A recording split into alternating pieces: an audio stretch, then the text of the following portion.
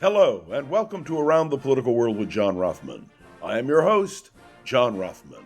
If you're a fan of the show, make sure to hit the follow button on the top right of Apple Podcasts, Spotify, or wherever you are listening at this very moment. When you hit follow, leave a review or share an episode with a friend. It helps other people discover the show, keeps us going. As I like to point out each and every day, it expands our base.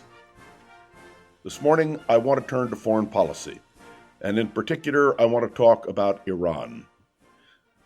The United States of America has made a decision to remove a number of key personnel from their posts in the Middle East. And they're stepping up security at American embassies and consulates around the world. Why? Iran represents a major problem, and the United States and Israel are both confronted with this immediate problem. Let's deal with what is happening. The IAEA, the International Monitoring Agency of the United Nations, has noted that Iran continues to enrich uranium. Not only that, they are planning to build a new uranium enrichment area in order to continue the process that they have clearly undertaken to develop a nuclear capability. The Israelis are scared, America is scared, and to be honest with you, Saudi Arabia and many of our allies in the Middle East are scared. Why? The Grand Ayatollah has stated in the last week that Israel, or as he calls it, the Zionist entity, is a cancer growing in the Middle East. And there is no doubt that the way you treat cancer very often is with radiation. So, what is the issue now? Here's the bottom line. If Iran develops a nuclear capability, if it joins the nuclear club, there is a fear that Iran would use a nuclear weapon against Israel. The Israelis view this as an existential threat. Let's go back in time. When Saddam Hussein developed a nuclear capability, in 1981, the Israelis took that capability out. But remember, Iraq's nuclear power plant in Osirak was located in one place, and it was easily destroyable. The whole world condemned the Israelis then, but of course, as time went on, they thanked the Israelis because what Israel did saved the world from a nuclear Saddam Hussein.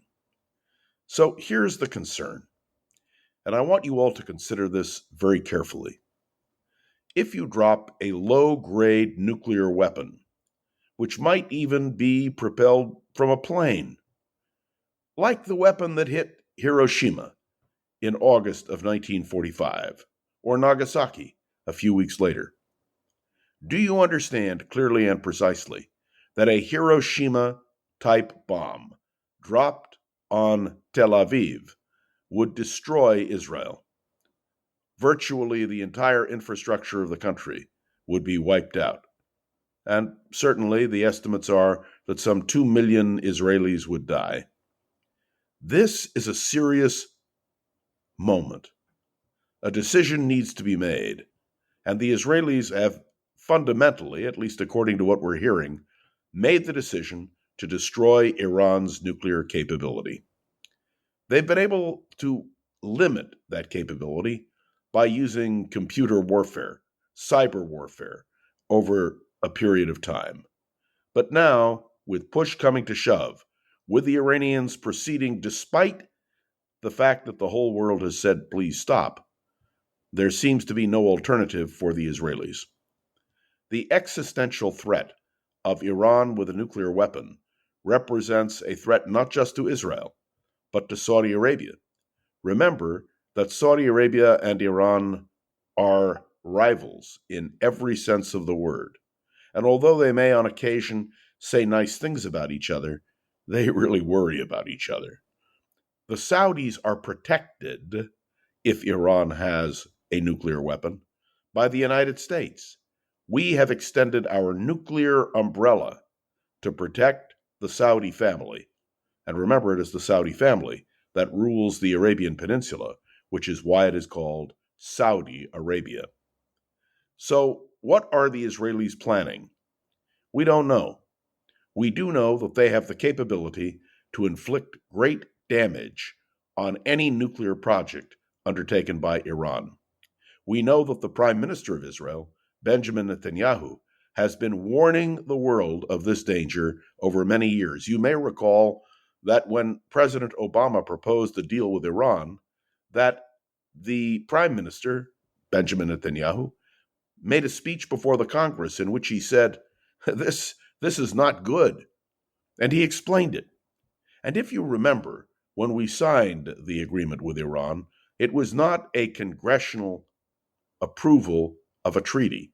It was rather a statement by the United States that received the support of enough members of the United States Senate to make it work. And so now we confront a very serious problem. How will Iran be contained? If they don't listen to the IAEA, if they don't listen to the United Nations, and if the world is basically passive in the face of Iran's determination to have a nuclear weapon, what do we do? Now, the question is, will the United States cooperate with the Israelis? Will the U.S. be involved in a potential attack on the Iranian nuclear capability? And what we now know is that Donald Trump is saying, please don't hit Iran. We're trying to get an agreement. And the Israelis are saying, you're trying to get an agreement? Look what they're doing now, developing their nuclear capability, building a new enrichment site, essentially thumbing their nose at the world. This moment is a critical one amidst all the other crises that we face in the world. Iran's determination to destroy what they call the Zionist entity, Iran's determination to eliminate Israel from the map, the statement by the Grand Ayatollah that it is a cancer in the Middle East, and we all understand that cancer can be treated by radiation. This is a serious moment. I'm hopeful that something will happen. It better happen, or else there will be an Israeli strike. Will the United States cooperate? We'll find out. But the most important thing, the most important indication, is the United States is now moving personnel out of the Middle East. The reason is clear. The threat is real. And the future direction of our relations with Iran, the future relations in terms of Israel's survival, all of this hinges on what happens in the next few weeks. That at least is what we are being told. And I can assure you of one thing. The Israelis will not roll over and play dead. The existential threat will be met. And if you ask whether it is just Prime Minister Netanyahu, the answer is that Israel's national leadership, left, right, and center, is committed to the proposition that Iran must never have a nuclear weapon. That principle is being articulated by Donald Trump over and over again, and it should be a flashing red light for the Iranians, reassuring the world, reassuring the Israelis, reassuring the United States. If they don't do it, the consequences for the government of Iran could be catastrophic, and for the world, well, the question of a nuclear threat and how we deal with it seems to be at the top of our concerns. We'll be watching closely, and we will be reporting on this, and I know that this is something which we need to talk about in the midst of, frankly, everything else. Thanks for tuning in to another episode of Around the Political World with John Rothman. I am John Rothman. Make sure to follow along and let me know your thoughts on the show by leaving a review on Apple Podcasts and sharing an episode with a friend or colleague so we can continue to grow and expand, which, of course, is our goal. You can interact with me on Facebook, on LinkedIn. You can email me. And, of course, many of you have taken the opportunity to respond in other ways. I'm always happy to hear from you. And my special appreciation to Gogo Zoger, who makes sure that this podcast is up and going every single day. Gogo, thanks so much. And to all of you, let's see what happens in the next 24 hours. I can hardly wait. I am John Rothman, and you are listening to Around the Political World with John Rothman. See you tomorrow.